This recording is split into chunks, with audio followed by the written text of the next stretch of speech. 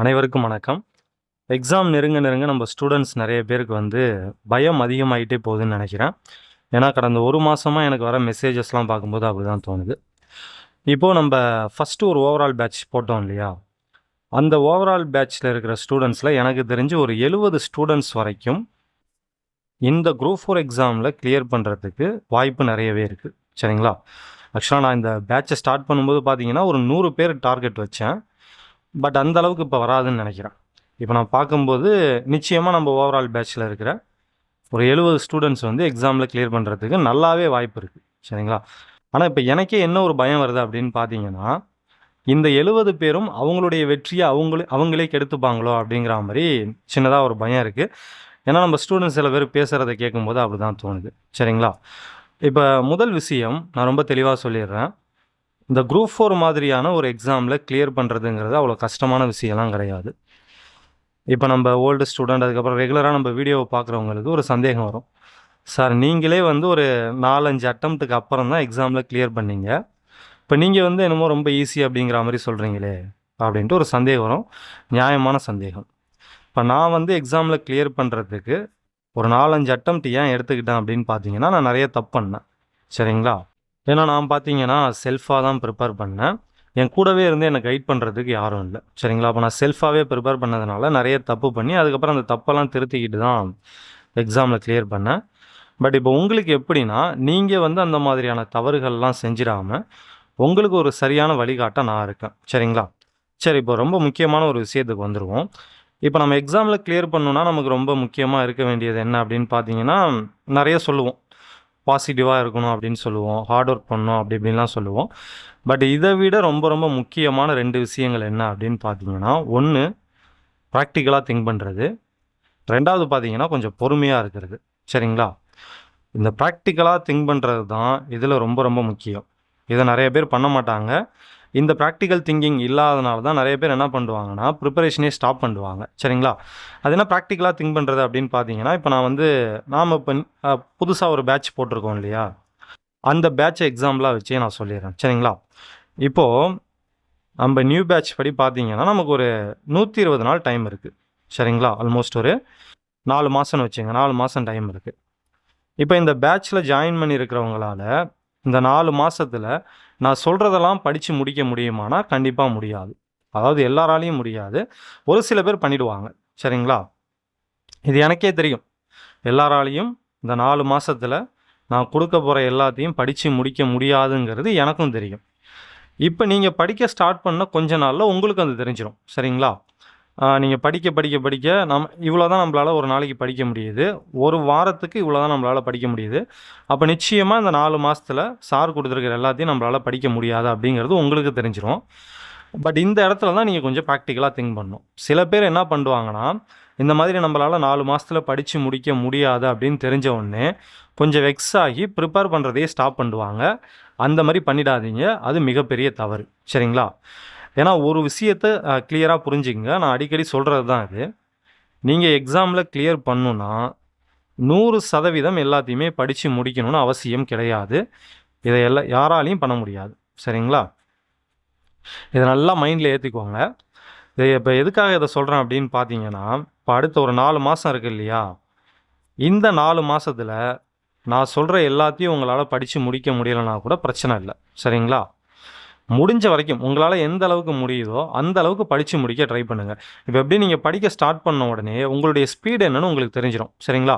இப்போ ஒரு உதாரணத்துக்கு சொல்கிறேன். இப்போ அடுத்த வாரம் நான் ஒரு டெஸ்ட் வைக்கிறேன்னு வச்சுப்போம். சரிங்களா? ஒரு எக்ஸாம்பிளுக்கு தான். அடுத்த வாரம் ஒரு 7 நாள் கேப் விட்டு ஒரு டெஸ்ட் வைக்கிறேன்னு வச்சுக்கலாம். நான் ஒரு 10 பாடம் படிக்க சொல்லியிருக்கேன். சரிங்களா? இந்த டெஸ்ட்டுக்கு ஒரு 10 பாடம் படிக்க சொல்லியிருக்கேன். உங்களால் 10 பாடத்தை படித்து முடிக்க முடியலன்னா ஒன்றும் பிரச்சனை இல்லை. ஒரு 6 பாடம் இல்லை 7 பாடம் படித்து முடிக்கிறீங்களா? அது தாராளமாக போதும். சரிங்களா? அதை படித்து முடிச்சுட்டு டெஸ்ட்டை அட்டன் பண்ணி பாருங்கள். ரைட்டுங்களா? இப்போ அதே மாதிரியே இல்லை, இப்போ அடுத்த வாரம் இப்போ நான் பாலிட்டி டெஸ்ட் வச்சுருக்கேன்னு வச்சுப்போம். ஒரு எக்ஸாம்பிளுக்கு தான். இந்திய அரசியலமைப்பு அடுத்த வாரம் நான் டெஸ்ட் வச்சுருக்கேன். இப்போ நீங்கள் அந்த டெஸ்ட்டுக்காக படிக்கிறீங்கன்னு வச்சுக்கலாம். ஆனால் படிக்கும்போது உங்களுக்கு இந்திய அரசியலமைப்பு படிக்கவே பிடிக்கல. ஒரு மாதிரியாக இருக்குது. அதுக்கு பதிலாக தமிழ் படிக்கலான்னு தோணுது. சரிங்களா? இல்லைனா மேத்ஸ் போட்டு பார்க்கலான்னு தோணுதுன்னு வச்சுக்கலாம். சரிங்களா? உடனே என்ன பண்ணுறீங்கன்னா, பாலிட்டி படிக்கிறத ஸ்டாப் பண்ணிவிட்டு உங்களுக்கு என்ன படிக்க பிடிக்குதோ, இப்போ தமிழ் படிக்க பிடிக்குதுன்னா தமிழை படிங்க. மேத்ஸ் போட்டு பார்க்கணும் போல இருந்துச்சுன்னா மேத்ஸை போட்டு பாருங்கள். சரிங்களா? ஏன்னா நம்மளுடைய அல்டிமேட் எய்ம் என்னன்னா இந்த எக்ஸாமில் கிளியர் பண்ணுறது தான். நான் வைக்கிற டெஸ்ட்டில் வந்து நீங்கள் நல்லா ஸ்கோர் பண்ணணும்னு அவசியம் இல்லை. நானே அதை எதிர்பார்க்கல. சரிங்களா? நம்மளுடைய அல்டிமேட் எய்ம் என்னன்னா நம்ம எக்ஸாமில் கிளியர் பண்ணி அரசு பணிக்கு போகணும் அப்படிங்கிறது தான். அதுக்காக தான் நம்ம இந்த டெஸ்ட் பேட்சில் ஜாயின் பண்ணுறோம், எல்லாம் பண்ணுறோம். ரைட்டுங்களா? ஸோ அப்போ இதுக்கு என்ன தேவையோ அதை தான் நம்ம பண்ணணும். இப்போ அடுத்த வாரம் நான் ஒரு டெஸ்ட் வைக்கிறேன்னா, பாலிட்டியோ இல்லை எக்கனாமிக்ஸோ ஏதோ ஒரு டெஸ்ட் வைக்கிறேன். சரிங்களா? அந்த டெஸ்ட்டுக்கும் உங்களுக்கு படிக்க பிடிக்கலனே வச்சுப்போம். ஐ மீன் அந்த சப்ஜெக்டை இப்போதைக்கு உங்களுக்கு படிக்க பிடிக்கல, பட் வேறு ஏதாவது படிக்கலான்னு தோணுது. தமிழோ மேத்ஸோ சம்திங் ஏதோ ஒன்று, ஏதோ சயின்ஸோ ஏதோ ஒன்று படிக்கலான்னு தோணுது. ஒன்றும் பிரச்சனை இல்லை. டெஸ்ட்டுக்கானதை நீங்கள் படிக்காமல் விட்டுட்டு உங்களுக்கு எதை படிக்க பிடிச்சிருக்கோ அதை போய்ட்டு படிங்க. சரிங்களா? ஸோ அதை முடித்ததுக்கப்புறம் ஆட்டோமேட்டிக்காக திரும்ப உங்களுக்கு பாலிட்டி எக்கனாமிக்ஸ் பார்க்கலாம் அப்படின்னு எப்பயாவது தோணும். அப்படி தோணும்போது திரும்ப வந்து இதை படிச்சுங்க. ஸோ இதுதான் ப்ராக்டிக்கல் திங்கிங் அப்படிங்கிறது. இதை நான் என்ன சிம்பிளாக என்ன சொல்ல வரேன்னா, நீங்கள் எங்கே ஜாயின் பண்ணியிருந்தாலும் சரி தான். இப்போ நம்ம பேட்ச் ஸ்டூடெண்ட்டே விட்டுருங்க, ஓவராலாக எல்லாருக்குமே நான் என்ன சொல்கிறேன்னா, நீங்கள் எங்கே ஜாயின் பண்ணியிருந்தாலும் எப்படியும் அவங்க ஒரு ஷெட்யூல் கொடுத்துருப்பாங்க. சரிங்களா? நீங்கள் அப்படியே அந்த ஷெட்யூல் படி தான் போகணும்லாம் அவசியமே கிடையாது. ரைட்டுங்களா? பாருங்கள் உங்களுக்கு எது படிக்க பிடிக்குது, அப்போதைக்கு உங்கள் மைண்ட் செட் எப்படி இருக்குது அப்படிங்கிறத பார்த்துக்கிட்டு அதுக்கு தகுந்த மாதிரி நீங்கள் படிச்சிங்கன்னா போதும். ஏன்னா நான் திரும்ப திரும்ப சொல்கிறது, டெஸ்ட்டில் வந்து நல்லா ஸ்கோர் பண்ணணும் அப்படிங்கிறதெல்லாம் எய்மாக வைக்காதீங்க. எக்ஸாமை நோக்கி போங்க. எக்ஸாமில் நீங்கள் கிளியர் பண்ணுறதுக்கு என்னென்ன பண்ணணுமோ அதை பண்ணுங்கள். சரிங்களா? அடுத்து பார்த்தீங்கன்னா, இப்போ நம்மளுடைய நியூ பேட்சில் ஜாயின் பண்ணியிருக்கிற ஸ்டூடெண்ட்ஸுக்கு நான் சொல்கிற இன்னொரு முக்கியமான விஷயம் என்ன அப்படின்னு பார்த்தீங்கன்னா, இப்போ நான் ஒரு டெஸ்ட் வைக்கிறேன்னு வச்சுங்களேன், அந்த டெஸ்ட்டுக்கு நான் படிக்க சொல்லியிருக்கிறதுல ஒரு 60லேருந்து 70% நீங்கள் படித்து முடிச்சிட்டாலே தாராளமாக அந்த டெஸ்ட்டை அட்டன் பண்ணுங்கள். சரிங்களா? இப்போ உதாரணத்துக்கு நம்ம இப்போ ஃபஸ்ட்டு வந்து தமிழ் டெஸ்ட்டு தான் பிளான் பண்ணியிருக்கோம் இல்லையா?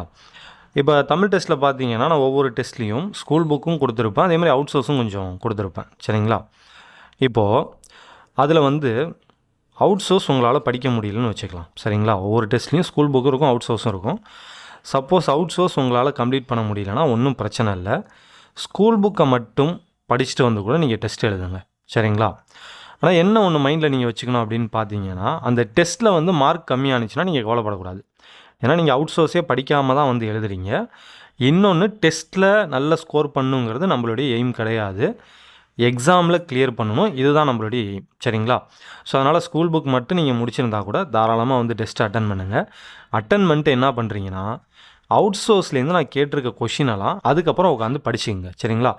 இப்போ உதாரணத்துக்கு கண்டிப்பாக கலைச்சொற்கள் வந்து தமிழ் மீடியம் ஸ்டூடெண்ட்ஸ் எல்லாருக்குமே கஷ்டமாக இருக்கும். சரிங்களா? கலைச்சொற்கள், அதுக்கப்புறம் இந்த சொல்லும் பொருளும், அது அகராதி இருக்குல்ல, இங்கிலீஷில் எழுத போயிட்டேன். சொல்லும் பொருளும் அகராதி இருக்கு இல்லையா?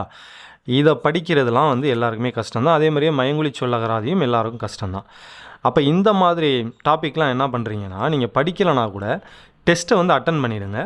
அட்டன் பண்ணிட்டு டெஸ்ட்டில் நான் என்னென்ன கொஷின் கொடுத்துருக்கனோ அதை நல்லா பார்த்துக்கோங்க. சரிங்களா? ஏன்னா மேக்ஸிமம் நான் எந்த அளவுக்கு ஃபில்டர் பண்ண முடியுமோ அந்தளவுக்கு ஃபில்டர் பண்ணி எக்ஸாமில் கேட்குறதுக்கு அதிக வாய்ப்பு இருக்கிற வேர்ட்ஸை தான் கொஷினாக வைக்கிறேன். சரிங்களா? ஸோ கடந்த குரூப் 4 அதுக்கப்புறம் குரூப் 2 இந்த 2 எக்ஸாமையும் நல்லா அனலைஸ் பண்ணி கலைச்சொற்கள் சொல்லும் பொருள்லாம் எப்படி கேட்குறாங்க அப்படிங்கிறத நல்லா பார்த்துட்டு அதுக்கு தகுந்த மாதிரி தான் கொஷின் செட் பண்ணுறேன். ஸோ ஒருவேளை உங்களால் கலைச்சொற்கள் சொல்லும் பொருள்லாம் உட்காந்து படிக்க முடியலன்னா ஒன்றும் பிரச்சனை இல்லை. ஸ்கூல் புக்கை நல்லா படிங்க. படிச்சுட்டு டெஸ்ட்டை வந்து அட்டன் பண்ணிடுங்க. அட்டன் பண்ணிட்டு அதுக்கப்புறம் வந்து அந்த டெஸ்ட்டில் நான் கொடுத்துருக்கிற கலைச்சொற்கள் சொல்லும் பொருளும் மயங்கொலி சொற்கள் இதெல்லாம் வந்து நல்லா படிச்சுக்கோங்க. சரிங்களா? ஸோ அதே மாதிரியே இந்த மாதிரி பெருசாக இருக்கிற புத்தகங்களை உங்களால் படிக்க முடியலனா கூட பரவாயில்ல. இப்போ கலைச்சொற்கள்லாம் பார்த்தீங்கன்னா 14 புக்கு இருக்குது. ரைட்டுங்களா? அதேமாதிரி சொல்லும் பொருளும் வந்து ஒரு 400 பக்கம் கிட்டத்தட்ட நீங்கள் படிக்கணும். மயங்கொலி சொல்லகராதையும் 200 பக்கம் இருக்கும். இதெல்லாம் பெரிய லெவலில் இருக்கிற புத்தகம்.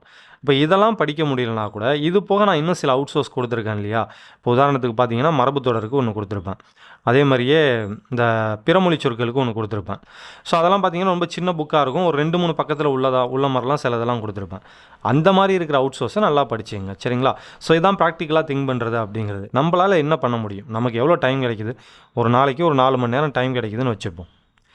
இந்த 4 மணி நேரத்தில் கண்டிப்பாக உங்களால் நான் சொல்கிற எல்லாத்தையும் படிக்க முடியாது. இன்னொரு முக்கியமான விஷயம், நீங்கள் எக்ஸாமில் கிளியர் பண்ணணுன்னா நான் சொல்கிறதில் கூட நீங்கள் எல்லாத்தையும் படித்து முடிக்கணும்லாம் அவசியமே கிடையாது. நான் சொல்கிறதுலையே நீங்கள் செலக்டாக கூட படிச்சுக்கலாம். சரிங்களா? சரி, ஓகே, மேட்ருக்கு வரும். ஒரு 4 மணி நேரம் உங்களுக்கு டைம் கிடைக்கிது. இந்த 4 மணி நேரத்தில் உங்களால் உட்காந்து கலைச்சொற்கள் சொல்லும் பொருள் இதெல்லாம் படிக்க முடியலையா? ஒன்றும் பிரச்சனை இல்லை. ஸ்கூல் புக்கை ஒழுங்காக படிங்க. சின்ன சின்ன அவுட் சோர்ஸை படிங்க. சரிங்களா? இப்போ பிறமொழி சொற்களுக்கெல்லாம் நான் ரொம்ப ஒரு எத்தனை பக்கம், ஒரு 10 பக்கத்துக்குள்ளே கொடுத்துருப்பேன்னு நினைக்கிறேன் ஒரு அவுட் சோர்ஸ்.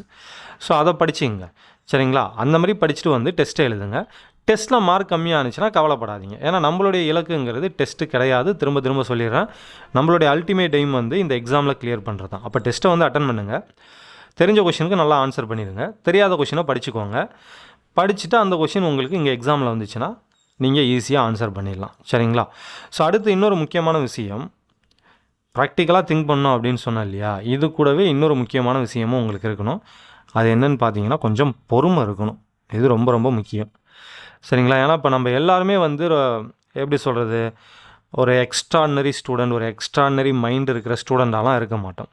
நம்மள நிறைய பேர் வந்து ஆவரேஜாவோ இல்லை பிலோ ஆவரேஜாவோ தான் இருப்போம்.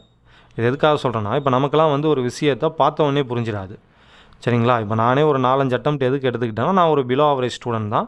ஒரு விஷயத்தை படித்தேன்னா படித்தவொடனே எனக்கு புரிஞ்சிடாது. ஒரு 4-5 டைம் திரும்ப திரும்ப படித்தா தான் எனக்கு புரியும். ஸோ அந்த மாதிரி தான் நிறைய பேர் கண்டிப்பாக இருப்பீங்க. அப்படி இருக்கிறவங்களுக்கு நிச்சயமாக பொறுமை ரொம்ப ரொம்ப முக்கியம். அவசரப்படாதீங்க சரிங்களா. உங்களை சுற்றி இருக்கிறவங்க உங்களை விட ஸ்பீடாக போகிற மாதிரி உங்களுக்கு தோணும். இப்போ நீங்கள் 6ஆம் வகுப்பு புத்தகம் படிச்சுக்கிட்டு இருப்பீங்க, அவங்க 12th வரைக்கும் முடிச்சு போய்கிட்டு இருப்பாங்க, அவுட் சோர்ஸ்லாம் படிக்க ஸ்டார்ட் பண்ணியிருப்பாங்க. ஸோ இதெல்லாம் பார்த்து கண்டிப்பாக வந்து உங்களுக்கு வந்து ஒரு பயம் வரும். ஒரு என்ன சொல்கிறது, இந்த ப்ரெஷர்னு சொல்லுவாங்களே, ஸ்ட்ரெஸ்ஸு, அது வந்து டெவலப் ஆகும். பட் அந்த மாதிரிலாம் இருக்க வேணாம். கொஞ்சம் பொறுமையாக இருங்க. உங்களுடைய ஸ்பீடு இது தான் சரிங்களா. அதை ஃபஸ்ட்டு நீங்கள் அக்செப்ட் பண்ணிக்கணும். என்னால் இந்த ஸ்பீடில் தான் படிக்க முடியுது, என்னால் வந்து ஒரு 4-5 டைம் படித்தா தான் ஒரு விஷயத்தை புரிஞ்சிக்க முடியுது சரிங்களா. ஸோ அப்படிங்கிறத முதல்ல நீங்கள் அக்செப்ட் பண்ணிக்கிங்க. அக்செப்ட் பண்ணிக்கிட்டு அதுக்கு தகுந்த மாதிரி நீங்கள் ஷெட்யூல் போடுங்க சரிங்களா. இப்போ உதாரணத்துக்கு உங்கள் கூட இன்னொரு நண்பரும் ப்ரிப்பேர் பண்ணுறாங்கன்னு வச்சுப்போம். இப்போ அந்த பையன் பார்த்தீங்கன்னா ஒரு வாரத்தில் ஒரு புக்கையே முடிச்சிடுறான்னு வச்சுக்கலாம் சரிங்களா. ஒரு 10ஆம் வகுப்பு புத்தகத்தையோ இல்லை 11ஆம் வகுப்பு புத்தகத்தையோ ஒரே வாரத்தில் முடிச்சிடுறான். ஆனால் உங்களால் ஒரு வாரத்தில் ஒரு 3 பாடம் இல்லை 4 பாடம் தான் படிக்க முடியுதுன்னு வச்சுக்கலாம் சரிங்களா. அப்போ நீங்கள் என்ன பண்ணணுன்னா, அவங்க கூட கம்பேர் பண்ணிக்காமல் உங்கள் ஸ்பீடு என்னன்னு பார்த்துக்கிட்டு இதுக்கு தகுந்த மாதிரி ஒரு ஷெட்யூலை போட்டுங்க. நான் திரும்ப திரும்ப சொல்கிறது, உங்கள் மைண்டில் நல்லா ஸ்டோர் பண்ணிக்கோங்க. நீங்கள் எக்ஸாமில் கிளியர் பண்ணணுன்னா எல்லாத்தையும் படிக்கணும்னு அவசியம் இல்லை. நானே இது வரைக்கும் எல்லாத்தையும்லாம் படித்ததில்லை. இன்னும் சொல்ல போனால் இப்போ நம்ம ஓல்டு பேட்சுக்கு வந்து ஜிஎஸ்சில் ஒரு 140 பாடம் நான் கொடுத்துருப்போம் படிக்க சொல்லி சரிங்களா. இந்த 140 பாடத்தில் நிறைய பாடத்தை நானே இது வரைக்கும் படித்ததில்லை. அதனால் நான் எக்ஸாமில் கிளியர் பண்ணுவேன். அதேமாதிரி என்னை சுற்றி இருக்கிற நிறைய பேர், என்னுடைய நண்பர்கள்லாம் பார்த்தீங்கன்னா நிறைய விஷயம் தெரிஞ்சவங்களாக இருப்பாங்க. ஒரு டாப்பிக்கை பற்றி கேட்டால் நிறைய பாயிண்ட்ஸ்லாம் சொல்லுவாங்க. எனக்கு அந்தளவுக்கு தெரியாது. ஆனால் நான் எக்ஸாமில் கிளியர் பண்ணிட்டு அவங்க இன்னும் கிளியர் பண்ணல சரிங்களா. அதே மாதிரி ஈவன் நம்ம ஸ்டூடெண்ட்ஸ்லேயே இப்போ இந்த 70 பேர் சொன்னல, இந்த 70 பேரில் நிறைய பேர் என்னை விட பெரிய அப்பாட்டக்கராக இருக்காங்க. ஐ மீன் என்னை விட நல்ல நாலேஜபிள் பர்சனாக இருக்காங்க. ஆனால் அவங்களால இன்னும் கிளியர் பண்ண முடியல, நான் கிளியர் பண்ணிட்டேன். இதை எதுக்காக சொல்ல வரேன்னா, நீங்கள் எக்ஸாமில் கிளியர் பண்ணுன்னா உங்களுக்கு நிறைய விஷயங்கள் தெரிஞ்சிருக்கணும், நிறைய படிச்சிருக்கணும், அப்படிலாம் கிடையாது. பிளானிங் ரொம்ப ரொம்ப முக்கியம் சரிங்களா. செலக்டடாக படித்தாலும் தேவையானதை படிக்கணும், திரும்ப திரும்ப படிக்கணும், அது ரொம்ப ரொம்ப முக்கியம். நிறைய படிக்கிறத விட திரும்ப திரும்ப படிங்க சரிங்களா. இதை எதுக்காக சொல்கிறேன் அப்படின்னு பார்த்தீங்கன்னா, நம்ம எங்கேயோ டாப்பிக்கை விட்டு விலகி போகிற மாதிரி இருக்குது. பட் பரவாயில்ல, இதுவும் ரொம்ப முக்கியமான விஷயந்தான். நான் நிறைய டைம் சொல்கிறது என்னென்னா, ஒரு விஷயத்தை சரிங்களா, ஒரு பாடம் இல்லை ஒரு சம்திங் ஏதோ ஒன்று ஒரு டாபிக்னு எடுத்துக்கிட்டிங்கன்னா மினிமம் வந்து ஒரு 3 டைமாவது அதை திரும்ப திரும்ப படிக்க ட்ரை பண்ணுங்கள். நான் திரும்ப திரும்பன்னு சொல்கிறது ஒரே நாளில் கிடையாது சரிங்களா. இன்றைக்கி ஒரு யூனிட் படிக்கிறீங்களா, ஒரு வாரத்துக்கு அப்புறம் திரும்ப அதே யூனிட்டை படிங்க.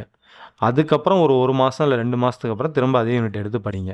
ஸோ இந்த மாதிரி அடிக்கடி ரிவிஷன் பார்த்துக்கிட்டே இருங்க. இது எதுக்காக சொல்கிறேன்னா, இப்போ நமக்கு நோட்டிஃபிகேஷன் வந்ததுக்கப்புறம் ஒரு 60 நாள் ஆல்மோஸ்ட் எக்ஸாமுக்கு டைம் இருக்கும் சரிங்களா. 60 நாள் இருக்கும். இந்த 60 நாளில் நம்மளால் எல்லாத்தையும் ரிவிஷன் பண்ண முடியுமானா முடியாது சரிங்களா. நீங்கள் படித்ததையே இந்த 60 நாள் ரிவிஷன் பண்ண முடியுமானா முடியாது. ஸோ அப்போ என்ன பண்ணணும் அப்படின்னு பார்த்தீங்கன்னா, நம்ம ரிவிஷன் பண்ண முடியலைனா கூட நமக்கு வந்து நிறைய விஷயங்கள் ஞாபகத்தில் இருக்கிற மாதிரி நம்ம முன்னாடியே ரெடி ஆகிடணும் சரிங்களா. ஸோ அதுக்கு என்ன பண்ணணுன்னா, ஒரே விஷயத்தை திரும்ப திரும்ப திரும்ப பார்த்து நம்மளுடைய மைண்டில் அதை நல்லா ஸ்டோர் பண்ணி வச்சுக்கணும் சரிங்களா. இப்போ நீங்கள் ரெகுலராக ஒரு விஷயத்தை பார்க்கும்போது ஆட்டோமேட்டிக்காக அது உங்கள் மைண்டில் நல்லாவே ஸ்டோர் ஆகிடும் சரிங்களா. இப்போ இதுக்கு பெஸ்ட் எக்ஸாம்பிள் சொல்லணும்னு வச்சுங்களேன். இப்போ நம்ம தமிழ்நாட்டுடைய சிஎம் யார் அப்படின்னு கேட்டால் எல்லாருமே வந்து விஜய் அவர்கள்னு ஈஸியாக சொல்லிடுவீங்க. இப்போ அதுவே நான் சடனாக வந்து தமிழ்நாட்டுடைய வேளாண் துறை அமைச்சர் யாருன்னு கேட்டால் நிறைய பேருக்கு வந்து ஆன்சர் தெரியாது. சரிங்களா? இது காரணம் என்ன அப்படின்னு பார்த்தீங்கன்னா, விஜய் அவர்களை பற்றி அடிக்கடி நியூஸில் வரும். 2 முக்கியமான காரணம் இருக்குது. ஒன்று வந்து விஜய் ரொம்ப ஃபெமிலியர், இல்லைனா இப்படி வச்சுக்கலாம், இதுக்கு முன்னாடி இருந்த சிஎம்மை வச்சுக்கலாம். இப்போ இதுக்கு முன்னாடி தமிழ்நாட்டுடைய சிஎம்மாக இருந்தது பார்த்தீங்கன்னா ஸ்டாலின் அவர்கள். சரிங்களா? அந்த காலகட்டத்தில் வேளாண் துறை அமைச்சராக இருந்தவங்க யாருன்னு கேட்டால் நமக்கு தெரியாது.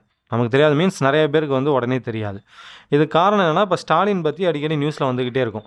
முதல்வர் ஸ்டாலின் இங்கே போனார், அங்கே போனார், இதை பண்ணார், அதை பண்ணார், இந்த ஸ்கீமை தொடங்கி வச்சுருக்காரு அப்படின்னு அந்த முதல்வர் ஸ்டாலினை பற்றி அடிக்கடி நியூஸில் வந்துக்கிட்டே இருக்கும். நாமளே ஏதோ ஒரு வகையில் ஸ்டாலினை வந்து பார்த்துக்கிட்டே இருப்போம். ஸோ அப்படி திரும்ப திரும்ப திரும்ப பார்க்கறதுனால தான் தமிழ்நாட்டுடைய முதல்வர் ஸ்டாலின் அப்படிங்கிறது நம்ம மைண்டில் ஸ்டோர் ஆகுது. சரிங்களா? ஸோ ஆனால் வேளாண் துறை அமைச்சரை பற்றி அந்தளவுக்கு நாம் எதுவும் பார்க்க மாட்டோம். சரிங்களா? அவங்கள பற்றி பெருசாக நியூஸ்லலாம் ஒன்றும் வராது. அடிக்கடி அவங்க பேரை வந்து நம்ம பார்க்குற மாதிரி இருக்காது. ஸோ அதனால தான் வேளாண் துறை அமைச்சர், ஒரு நிதித்துறை அமைச்சர், போக்குவரத்துறை அமைச்சர்லாம் யாருன்னு கேட்டால் நமக்கு உடனே ஞாபகம் வராது. ஸோ இதை தான் நான் பண்ண சொல்கிறேன். ஒரு விஷயத்தை நீங்கள் திரும்ப திரும்ப திரும்ப பண்ணிங்கன்னா அது ஆட்டோமேட்டிக்காக போய்ட்டு உங்கள் மைண்டில் ஸ்டோர் ஆகும். ஸோ அதனால தான் ரிவிஷன் வந்து அடிக்கடி நான் பார்க்க சொல்கிறேன். இப்போ நான் ஃபைனலாக சொல்ல வர்றது என்னென்னா, நீங்கள் எக்ஸாமில் கிளியர் பண்ணுன்னா பெரிய அளவில் வந்து நிறைய படிக்கணும் அப்படின்லாம் அவசியம் இல்லை. இது எதுக்காக சொல்கிறேன்னா, நிறைய பேர் கம்பேர் பண்ணிப்பீங்க. சரிங்களா? கம்பேர் பண்ணி தான் நிறைய பேர் பாலாக போகிறதே. உங்கள் கூட யாராவது இருப்பாங்க, அவங்க வந்து நிறைய படிக்கிற மாதிரி இருக்கும், நீங்கள் அந்தளவுக்கு படிக்காத மாதிரி தெரியும். ஸோ அப்போ ஆட்டோமேட்டிக்காக உங்களுக்குள்ளே வந்து ஒரு நெகட்டிவ் தாட் வந்துடும். அந்த மாதிரி இருக்க வேணாம். ப்ராக்டிக்கலாக யோசிங்க. உங்களால் என்ன முடியுதோ அதை கரெக்டாக பண்ணுங்கள். அது தாராளமாக போதும். குறிப்பாக நம்ம ஸ்டூடெண்ட்டுக்கு நான் சொல்கிறது, நீங்கள் எல்லாத்தையும் படிக்க வேணாம். நான் கொடுத்துருக்கிறதுல நீங்கள் நிறைய விஷயங்களை படிக்காமல் விட்டுட்டால் கூட ஒன்றும் பிரச்சனை இல்லை. உங்களால் முடிஞ்ச வரைக்கும் எந்த அளவுக்கு நல்லா படிக்க முடியுதோ அந்தளவுக்கு நல்லா படிங்க. மற்றதெல்லாம் வந்து நான் ஏற்கனவே சொன்ன மாதிரி டெஸ்ட்டை அட்டன் பண்ணுங்கள். ஓரளவுக்கு சரிங்களா? ஒரு 60% 70% படித்து முடிச்சுட்டு வந்து டெஸ்ட்டை அட்டன் பண்ணுங்கள். தெரியாத கொஷின்லாம் வந்து நீங்கள் டெஸ்ட்டை முடிச்சுட்டு அதுக்கப்புறம் வந்து படித்து மனப்பாடம் பண்ணிக்கோங்க. சரிங்களா? ஸோ இந்த மாதிரி பிளான் பண்ணிக்கிங்க. எக்காரணத்தை கொண்டு படிக்கிறத ஸ்டாப் பண்ணாதீங்க. நான் ஏற்கனவே சொன்ன மாதிரி நீங்கள் படிக்க ஸ்டார்ட் பண்ணதுக்கப்புறம் ஒரு குறிப்பிட்ட கட்டத்தில் உங்களுக்கே தெரிஞ்சிடும், இவ்வளோதையும் 4 மாதத்தில் நம்மளால் படித்து முடிக்க முடியாது அப்படின்ட்டு. ஸோ அப்போ என்ன பண்ணுறீங்கன்னா, நான் கொடுத்துருக்கிறதுலே கொஞ்சம் சோர்ஸை வந்து நீங்கள் லிமிட் பண்ணிக்கோங்க. சரிங்களா? ஸோ நான் கொடுத்துருக்கிறதுலேயே உங்களால் எந்த அளவுக்கு படிக்க முடியுமோ அந்தளவுக்கு படிச்சுக்கோங்க. கொஞ்சம் முக்கியமான டாபிக்ஸ் மட்டும் அவாய்ட் பண்ணாமல் படிச்சுக்கோங்க. நம்ம அவாய்ட் பண்ணாமல் படிக்க வேண்டிய முக்கியமான டாபிக்ஸ் என்னென்ன அப்படிங்கிறத பற்றி அடுத்தடுத்த வீடியோக்களில் பார்க்கலாம்.